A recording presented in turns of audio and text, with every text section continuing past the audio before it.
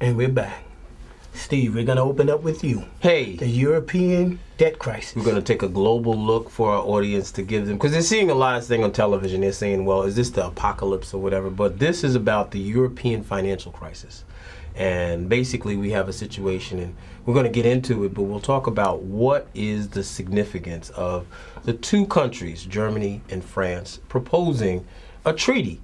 And this has to do with German Chancellor Angela Merkel and President Sarkozy of France coming up with some type of an arrangement to deal with this European Euro crisis. So how many people is a part of the European team? 17 countries, and the issue is that there's 22. Well, they need 17 to vote. It's 22 right. Now, and out of the 22, right. How many people? Please explain it for our audience. How many countries deal with the euro? Well, they all in that group are using one common currency, and that's called the euro. Okay. And in that, the issue is that, like the United States has a deficit, so each one of those countries have a deficit.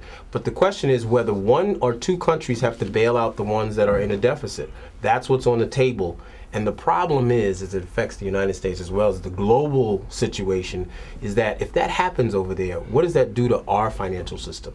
Well, there's two things that I like to, sort of point out. I'm a history buff, and the fact that France and Germany have been mortal enemies. Right. Since the beginning of time. Right. And the fact that money has a way of bringing people together. Strange bedfellows?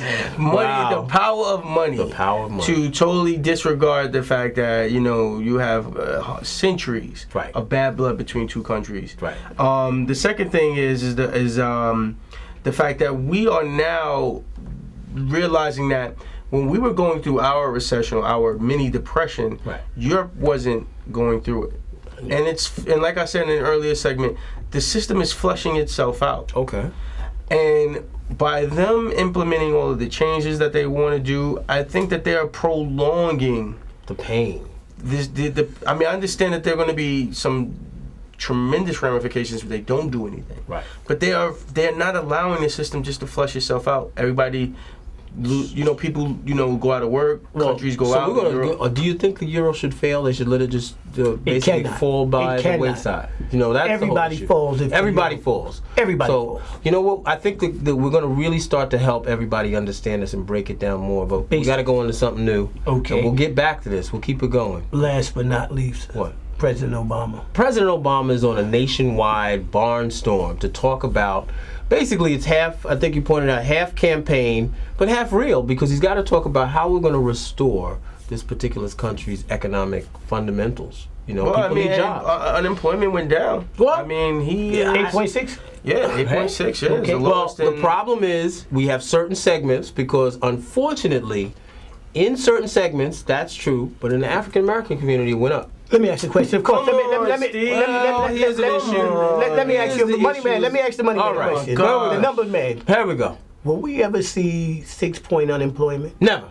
It's not going back. It's the new normal. Well, it should. We can do it. If I'm on record. We are not going to see that. That's why let me tell you something. I went to a historically black university. Right. Mm-hmm. And I went to a predominantly white university for grad school. Okay. Black schools. The hardest transition that I had when I was going from a black school to a white school is that in the black school we were taught to get jobs. Okay. Exactly.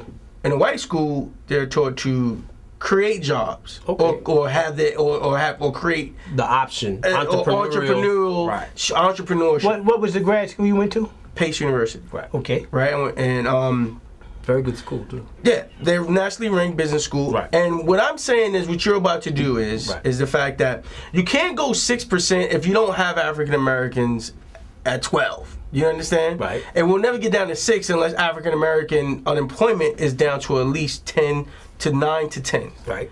So you can't have one without the other. Well said. And now you're going to, I don't know if you guys are going to do it, but I'm trying to cut you off at the pass. Right. You're going to create a racial thing as if there's somebody who's supposed to, as if African Americans should not be controlling their own economic or employee destiny. I'm the first one to talk about entrepreneurialism. I am one. Yeah. But the issue is, in a larger economic framework, we're looking at the consistent or historical economic effect in our communities where this economic situation is not bringing down that unemployment in African American communities. This is huge. This is a huge issue that not only the social impact, but all kinds of impact. But that's a good point. I'm gonna ask but the new normal may be 7.5, maybe 8. But that's the right. But I'm gonna say something else to the financial genius here. The financial man. I'm gonna ask you. So now, are you saying in the Bill Clinton era and the Bush era, that when blacks was doing, what was their unemployment rate back then? I mean, it was definitely below so what double changed? digits. What changed from then to now? That now all of a sudden it can't happen anymore. The main thing that changed, I believe, is that you have a tremendous amount of African Americans who've just given up. So looking. What about all the jobs that went overseas? Do you attribute that to it? Considering in the Bush administration, let me just say what I'm saying. In the Bush administration, we had manufacturing jobs, hundreds of thousands of manufacturing jobs that went overseas.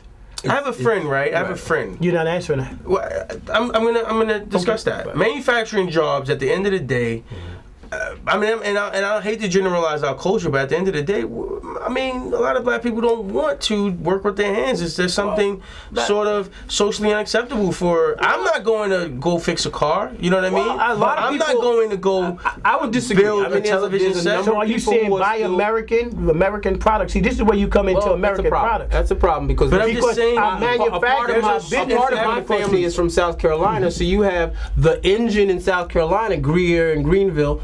BMW. So it's kind of tough to buy American when that's a German manufacturer who has a major impact, a major plant in South Carolina. To you, right, is that it is culturally and socially unacceptable for your daughter to bring home a man who says, I cut grass for a living. But that may be... Or I repair lawnmowers for a living. But the reality is they won't be able to deal with that. But if we don't change that social standard... We got to change. Then we're always going to be at the unemployment rate that we're always going to be at. Okay. So this is a good topic. So you come back with that. You do agree? What is your figure on unemployment rate?